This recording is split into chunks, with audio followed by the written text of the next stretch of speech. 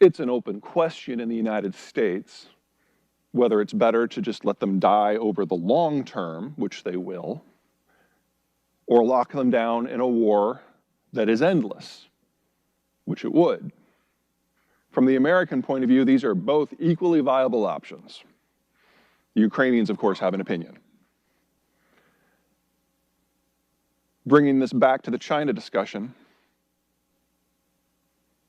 Russia and Belarus are the world's second and fourth largest supplier of phosphates, or excuse me, of potash. Nitrogen fertilizer is disappearing because of what's going on in energy markets. Phosphate fertilizer is disappearing because of what's going on in China. And if this war happens, potash fertilizer globally has a shortage as well. Yes, rifles are an industrial technology, but so is fertilizer. And if you remove all three types of fertilizer at the same time, this world is over. Now, the US will be fine. We either produce it ourselves or get stuff we need from Canada.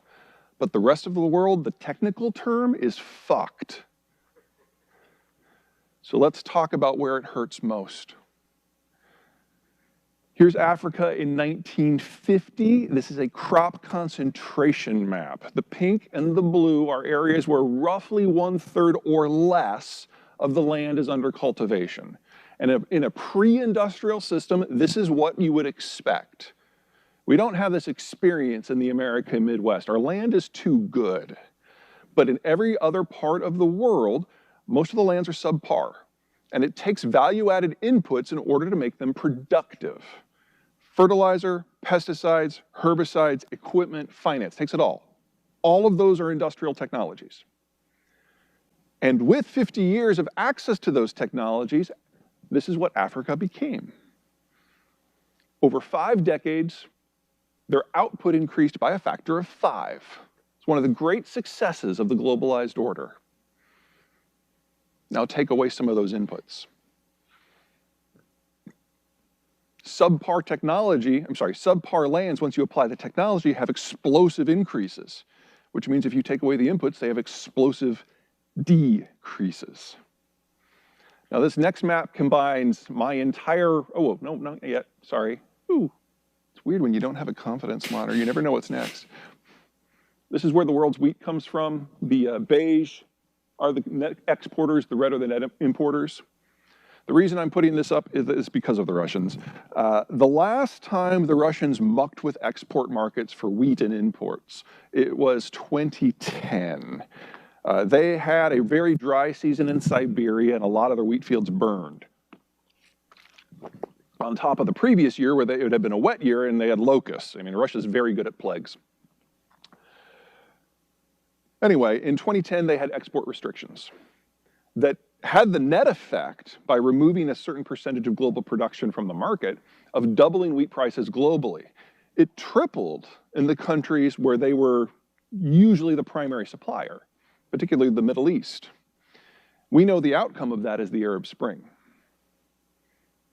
And that's nothing compared to the scale of what we're seeing already this year. In fact, even if things with China and Russia and energy went away today, it's probably too late to get the fertilizer created, processed, and distributed before planting season in the Northern Hemisphere.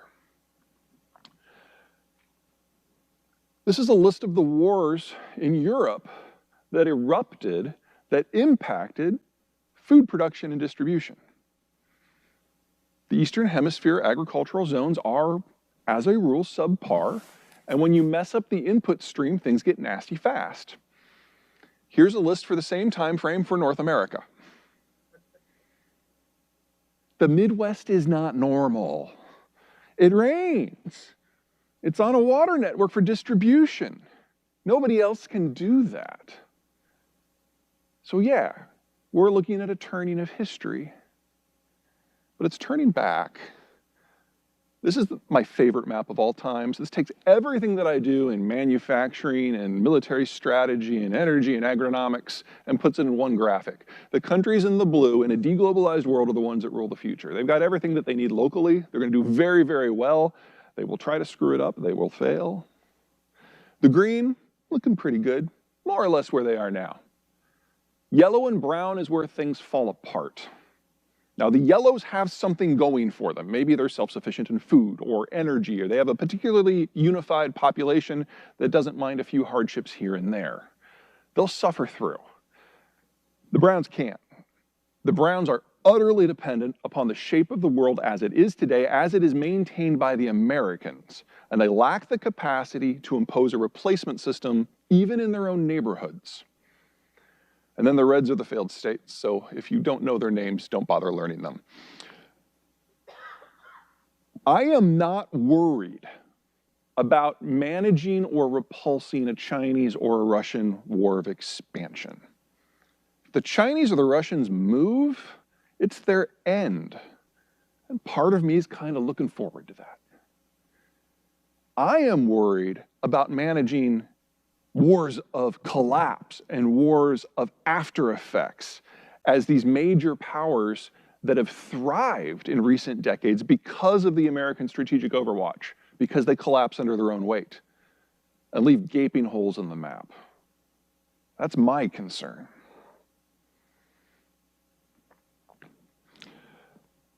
And for you guys, I would be looking for your next conflict maybe a little closer to home. Now, here's the Mexican demography. It is one of the healthiest in the world. Now, about 25, 30 years ago, they started operationalizing NAFTA. And for the first time, Mexico started to really industrialize, and people moved off the farm into towns to take the manufacturing jobs. So it has dropped down, but it's not nearly as steep as almost every other country in the world. It is facing some degree of population collapse this century. If that trend holds, Mexico in 2060 will look about like we do now. And then they can start stressing about things like population structure. But for now, this looks pretty good. And that has allowed Mexico to do things that no one else can do. This is an export graphic. Everything on this side is what Peru exports, and everything on this side is where it goes. And this is pretty typical for a developing country, and doubly so for one in Latin America.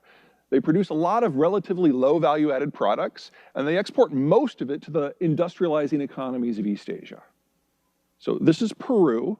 The value-added industries that we think of as manufacturing are these guys. They make up less than 3% of their export portfolio. And again, this is typical. This is Peru. Here are our Mexican neighbors. The Mexican economy is larger. The Mexican population is more value-added and more skilled. And the Mexican export portfolio is more advanced than the entirety of Central Europe. Mexico is the only country on the planet we need from an economic point of view. It's the only one we can't turn our backs on from an economic point of view. Think of Donald Trump. Think of what he said during his campaign the first time around about Mexico. Some very not nice things, I might add. Within a year, even he realized just how critical the relationship was.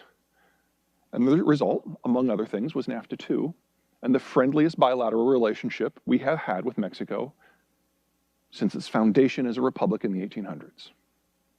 There are a lot of things about Donald Trump that I'm just like, oh, but wow, he was dead on that one. Which means that we need to pay attention to Mexico in a way we have not.